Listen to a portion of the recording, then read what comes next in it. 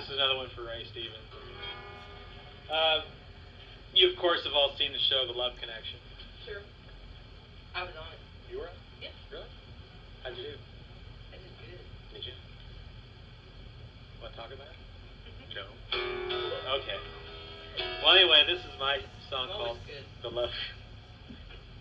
Braggart. The Love Connection.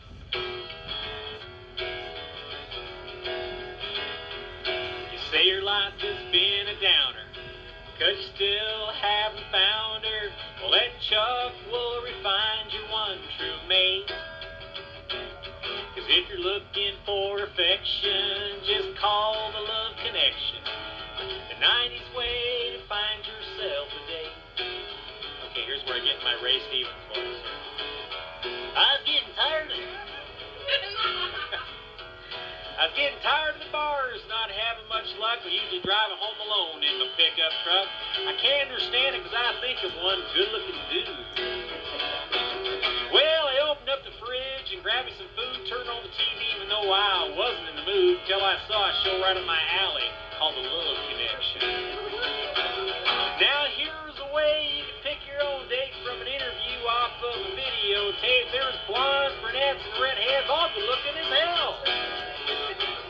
And that wasn't even the best part of the deal. This guy, Chuck Woolery, would pay for your meal and anything else you want to do up to $75. Well, I said, hot dog, this deal's for me. I think I'll drive out to California and give this thing called Love Connection a whirl. Yeah, I know it's a long way from Tennessee, but things ain't been going very well for me. And hell, I'd say it's worth it if Chuck can find me a girl. So I got out there and they said, okay, just pick out a girl from one of these 3 videotapes. You can take her out and we'll put you on the show next week.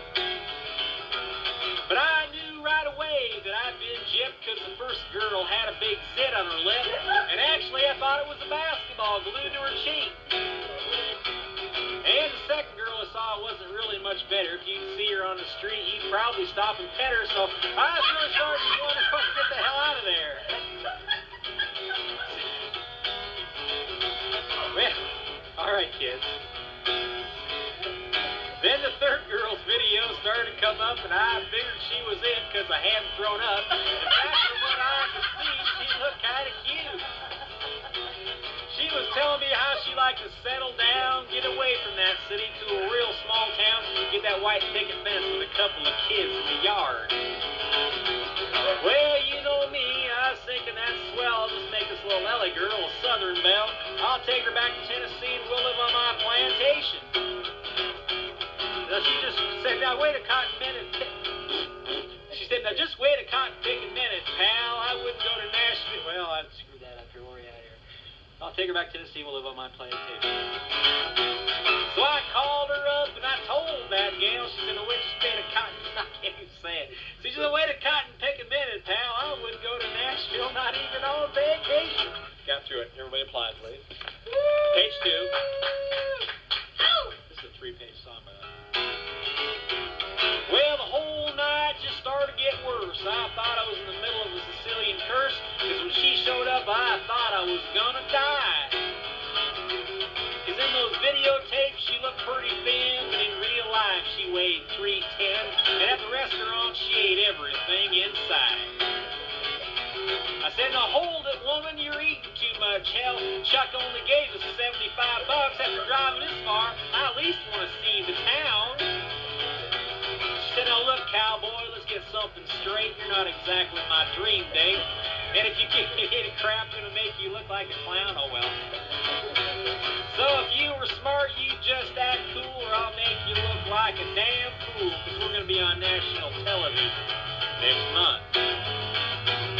And when Chuck gives us the examination, you're going to wish you was in a different nation. Well, I'll make you look like a rapist chasing a nun. Well, I thought about the spot I was in, so I figured I just better bear it and grin. So I told the waiter to bring us another bottle of wine. I spent the rest of that night being as nice as I can, and that's when I got her home. I went to shake her hand, and that's when she grabbed me and threw me right inside. Now the day finally came to tape the show. I walked in even though I didn't want to go, because I walked in that studio just knowing that this was the end. Because I knew if she opened her damn mouth that I'd be a disgrace to the entire South. I'd never get a girl to go out with me again. So Chuck started asking me, well, how was the date? And I thought about telling him everything she'd ate, but instead I said it was the greatest night of my life. Well, the little gal's what dreams are made of, and I don't mind telling the world that I fell in love. I'd like to have that old lady for my wife. Then they showed her up on this little screen. I was waiting for her to come back with something mean, and that's when she took me completely by surprise. She said she finally found herself a gentleman, and when Chuck asked us, well, how'd the date end? She said she rolled over and she kissed me awake at sunrise.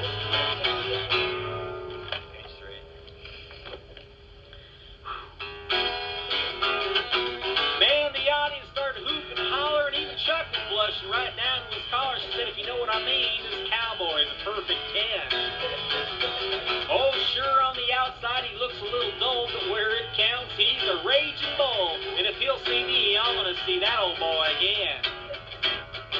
Now here I am on national TV. These audience women are smiling at me. And then I realized, hell, I don't have to worry no more. Because what she just did for my reputation will make me a legend across the entire nation. So I told Chuck, too goddamn good for her. Oh man, the place filled up with hisses and boos, and I started getting hit by everyone's shoes, and they were calling me names that I don't dare repeat. So I headed for the door and I began to run, and when I looked back at the truck, I thought to be done, but all those old ladies were chasing me in their stocking feet. You know, I have to admit I learned something back there, that I've got what it takes to make a woman care, but sometimes you just have to wait for a little affection. So as I'm driving back to Tennessee, I got a cute little hitchhiker sitting next to me, because when all else fails, you gotta make your own love connection. You say your life has been a downer, cause you still haven't found her. Let Chuck Lorre find your one true mate. If you're looking for affection, just call the Love Connection. The 90s way to find yourself a date. The 90s way to find yourself a date.